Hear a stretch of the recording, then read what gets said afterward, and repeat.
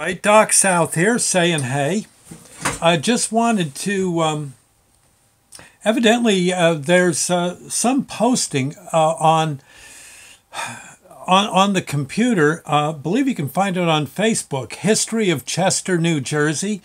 And there was a posting there about a building that my first wife and I used to live in, oh gosh, back in the late 60s. Late 60s, early 70s, we had an antique shop there known as Splinter Shop. I believe the old factory building sat on the corner of Main Street and Warren Street. It's still there. It's a lot. It looks a lot better now than it did back when we moved in. It was kind of, well, it was a nice enough building. Heck, we lived there and certainly didn't fear for our lives or anything. It was pretty cool. And our shop, gee, I think we had eventually we had one, two, three store sections of that, plus an apartment, a rather nice enough apartment for us on the upper level. And I think everything totaled came to about $400 a month. I believe that was it. The stores rented for about $100 each, and the apartment we got that cheap because we also kind of acted as the superintendents there. If something was wrong with the building, with something in the building, it was kind of up to me to oversee it and get it taken care of.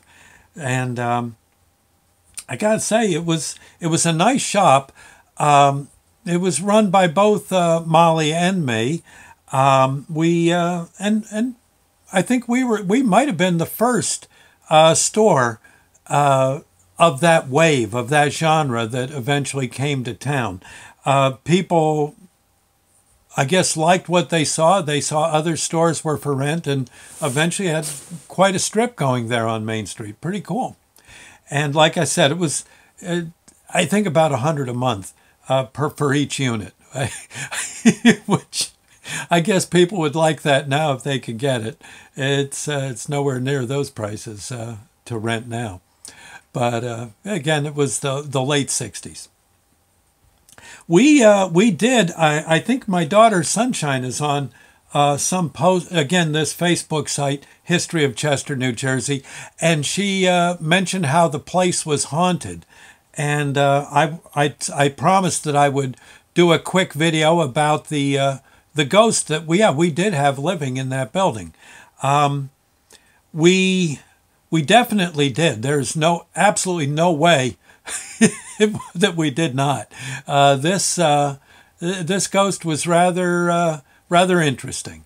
No harm to anyone at all. I mean, if a story about her it would be a kid's movie, pretty much more than a horror movie.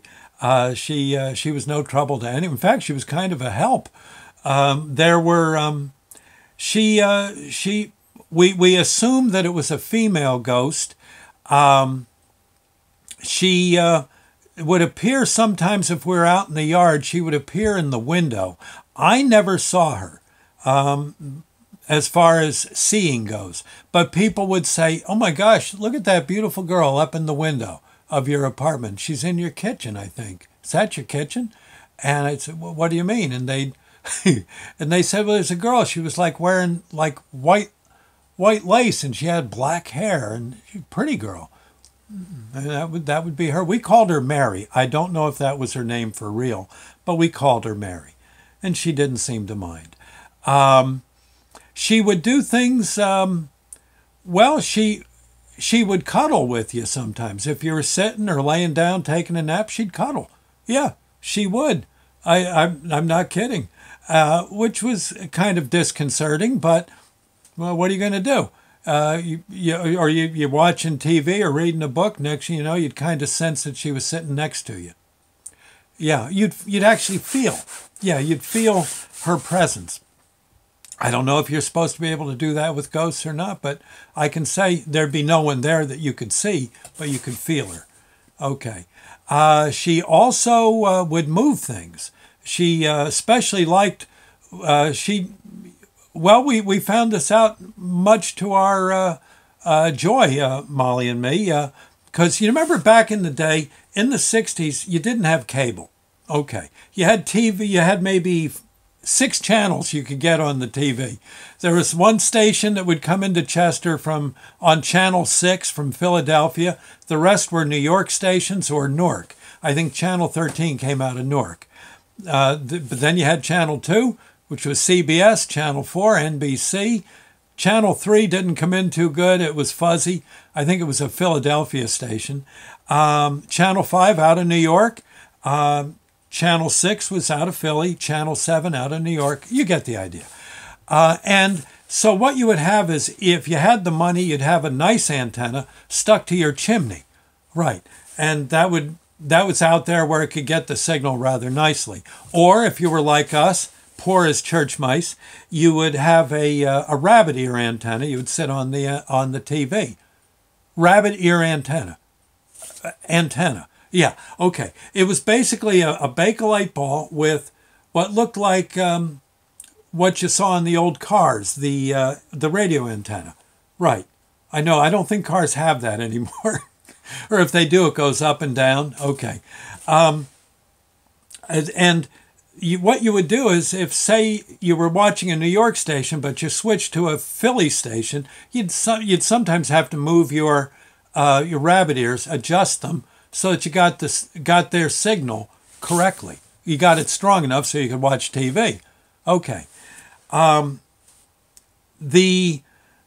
What would happen is sometimes also, even if you were watching a New York station, everything was coming in just fine, all of a sudden, for one reason or another, the rabbit ear wasn't picking up the signal right, and you had to get up and move it, adjust it a little. You could move the metal antenna rods up and down, or you could turn the base around.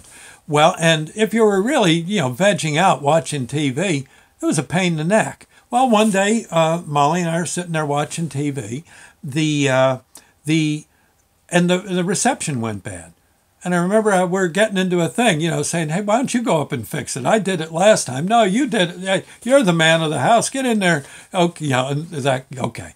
Well, long story short, we're sitting there with the reception stinking on the show. All of a sudden, I think I said, Mary, why don't you do it? So Mary, all of a sudden, the rabbit ears start to move. The whole thing just starts to move. The antennas go up and down, the wires, and bingo, we got good reception. And I remember saying to Mary, God, thank you. That was great, man. We didn't feel like it. I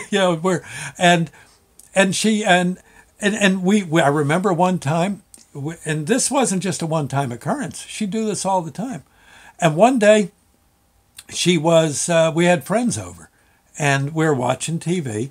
The TV went, the reception went bad. I remember saying, well, what do you think, Molly? Should we tell Mary to move it? She says, yeah, go ahead. And people are looking at us, and, there was a couple of folks in the room, few. And darned if the rabbit ears didn't start moving like crazy. A few people left. Yeah, they couldn't believe it. There was also, she'd open and close the cupboard doors, the closet doors. Yeah. And she'd snuggle. You'd maybe be reading a book or laying in bed, and all of a sudden she'd just kind of put her head on your shoulder or something, and just, nothing frisky. She'd just be, I guess, just, heaven knows, I guess just feeling slightly affectionate. And but I know when she'd open and close the doors, there were people that just plain weren't going to, they weren't interested in hanging around. And I don't know, she was as gentle a soul as you could want. It just, probably in real life, if you'd been back when, if you had lived back when she lived as a human, you probably would have liked her a lot, I thought. Seemed like a decent soul. So, anyway, that's what basically all I need to say about her. She was just pleasant. I'm not sure, there was one time, and I'm not sure if Mary did this or not. It's so long ago now, 40-some years ago, more. And Sunshine was a little baby and she had just been born. She was, 5-6 months old. She wasn't old at all. And she was in her crib sleeping. And I remember, I don't know how it came to be, but I think Mary may have woken us up. And we went inside to Sonny's room, and I don't think it was because Sonny was crying or anything. She would have had no reason to cry. But there was a rat in her room. A rat had somehow gotten into the room and was poking around. And frankly, Sonny wasn't much bigger than the rat. So again, I don't know if the rat would have hurt her, but I remember I had to kill the rat, and it was quite a scene. And I'm almost thinking Mary had something to do with that. I'm almost, because there had been no reason for us to have wakened up. I don't recall there being anything going on that would have alerted us to that problem. We were in the other room, the next room. But so a wall between the two, yeah. So, but all in all, Mary was a good old soul. I hope when my time comes, I get to meet her. Seemed like a nice person. So anyway, and from what I say from people who saw her, she seemed rather cute. Yeah. So, again, that was the haunting of the old factory building. I don't know if she's still there. I've not been in that building in a long, long time. But again, she was no trouble to anyone. So anyway, I thought I'd say. I'd be more than happy, having grown up in Chester. If you want more videos, more stories of Chester, let me know. You can get a hold of me, DocSouthShow@yahoo.com. Email, DocSouthShow@yahoo.com. I have a video site full of all sorts of stories, much like I've just told you. You just go to YouTube and search Doc South Show. Okay, Doc South Show, and there I'll be waiting for you. Okay, we'll see you later. God bless.